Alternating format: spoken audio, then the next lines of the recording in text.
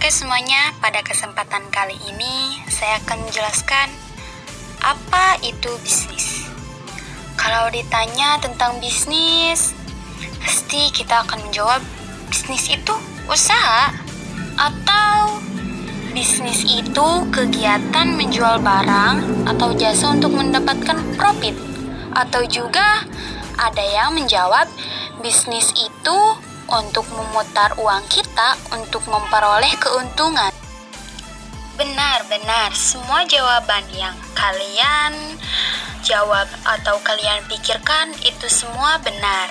Tapi dalam bisnis tersebut ada arti sebenarnya, yaitu bisnis itu menurut ilmu dan etimologi bisnis adalah suatu organisasi yang menjual barang atau jasa kepada konsumen atau bisnis lainnya. Namun secara historis, kata bisnis berasal dari bahasa Inggris, yaitu business, dan kata dasar busy yang berarti sibuk dalam konteks individu, komunitas, ataupun masyarakat dalam artian sibuk mengerjakan aktivitas dan pekerjaan yang mendatangkan keuntungan.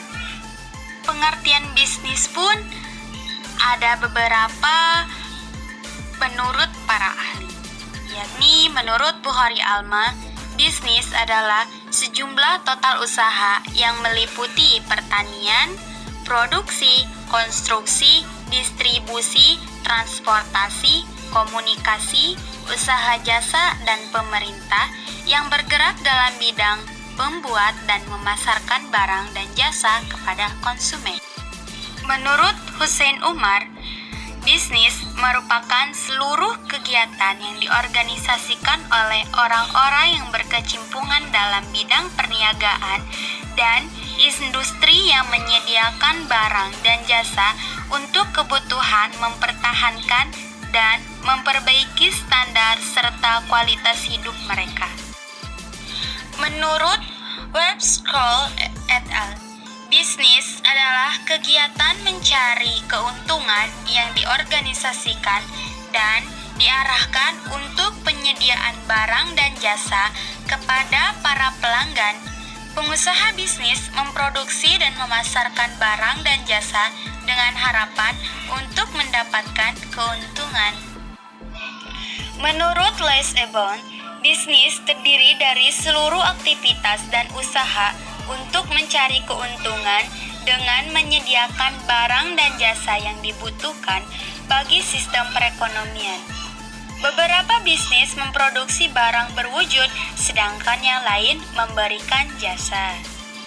Menurut Griffin dan Ebert, bisnis adalah organisasi yang menyediakan barang atau jasa untuk mencari keuntungan. Namun menurut Stanford, bisnis adalah suatu lembaga yang menghasilkan barang dan jasa yang dibutuhkan oleh masyarakat. Apabila kebutuhan masyarakat meningkat, maka lembaga bisnis pun akan meningkat pula perkembangannya untuk memenuhi kebutuhan tersebut sambil memperoleh laba. Menurut Profesor L.R. Dixie, bisnis adalah bentuk aktivitas yang utamanya bertujuan untuk memperoleh keuntungan bagi yang mengusahakan atau yang berkepentingan dalam terjadinya aktivitas tersebut. Menurut Hugnes dan Kaport, dalam Kustono 2010, bisnis adalah seluruh aktivitas yang mencakup pengadaan barang dan jasa yang diperlukan atau diinginkan konsumen.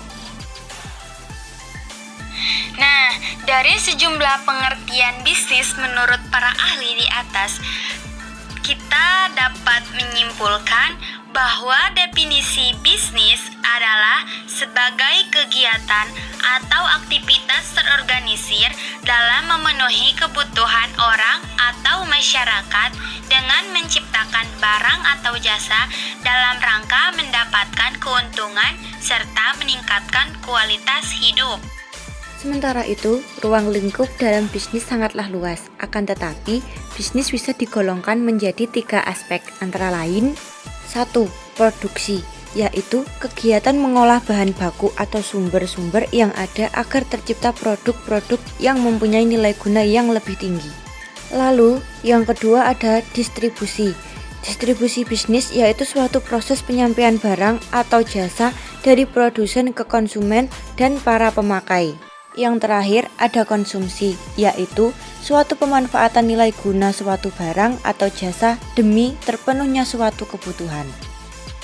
Selanjutnya, lingkungan bisnis terbagi menjadi dua, yaitu lingkungan internal yang memberikan pengaruh langsung terhadap kegiatan bisnis dan pengaruh eksternal yang tidak memberikan pengaruh langsung terhadap kegiatan bisnis, seperti contohnya kepada dunia internasional, ekonomi, sosial, budaya, dan politik.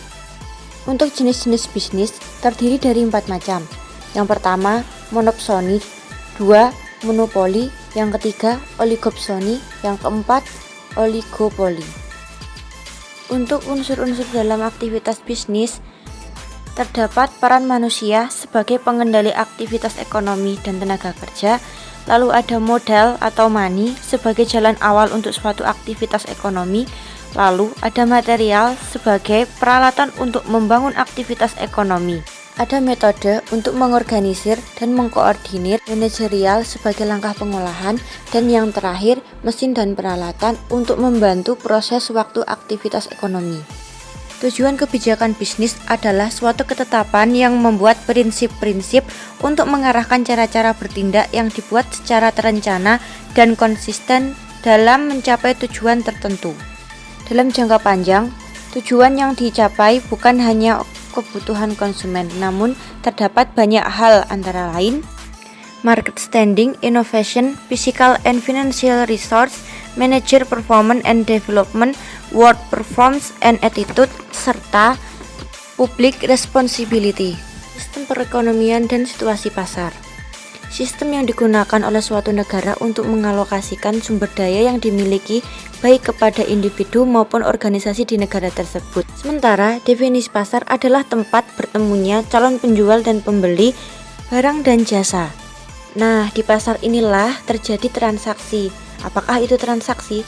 Transaksi yaitu ketika ada barang yang diperjualbelikan, ada pedagang, lalu ada pembeli, dan ada kesepakatan harga barang, serta tidak adanya paksaan dari pihak manapun. Pasar juga memiliki banyak jenis, antara lain pasar menurut bentuk, yaitu pasar nyata serta pasar abstrak.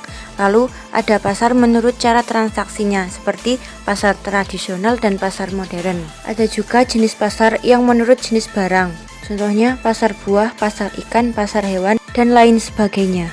Kesempatan bisnis atau usaha itu sendiri bisa berasal dari diri sendiri dan sumber gagasan yang paling dekat dan mudah, yang melalui pelanggan dan pesaing, juga pasar dan produk gagal. Hakikatnya, dalam bisnis ada pertukaran produk dan uang, singkat kata terjadi jual beli. Bisnis sesungguhnya adalah membantu memberikan nilai tambah dan nilai manfaat yang kita miliki untuk menolong orang lain mencegah persoalan yang dihadapinya. Sekian yang dapat saya dan Zahra sampaikan. Apabila ada tutur kata kami yang salah dan kurang berkenan, kami mohon maaf. Sekian, terima kasih.